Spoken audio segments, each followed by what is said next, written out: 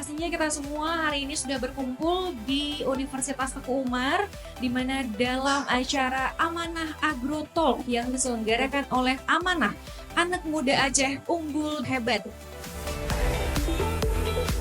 Petani itu tidak hanya yang di hulu, tapi sampai ke hilir itu masih bisa, yang menggunakan produk-produk pertanian dan olahannya pun masih bisa menjadi bagian dari petani milenial gitu.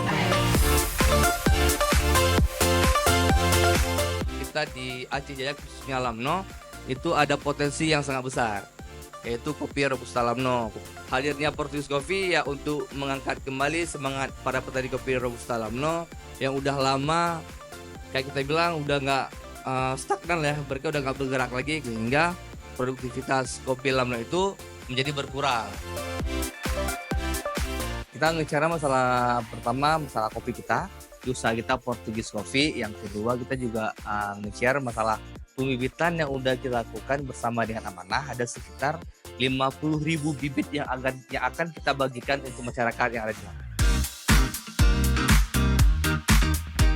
Amanah setelah melakukan pembangunan untuk hidroponik, greenhouse, nah itu nanti akan kita bantu pendampingan. Nanti harapannya adalah di greenhouse itu sebagai tempat untuk pelatihan teman-teman semuanya yang ingin belajar hidroponik.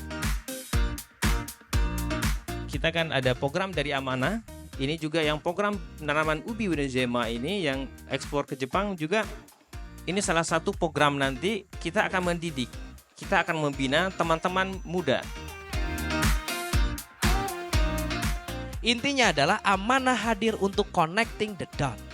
Menghadirkan semua para stakeholder untuk ya yuk kalau mau beli itu ya ke Aceh dong.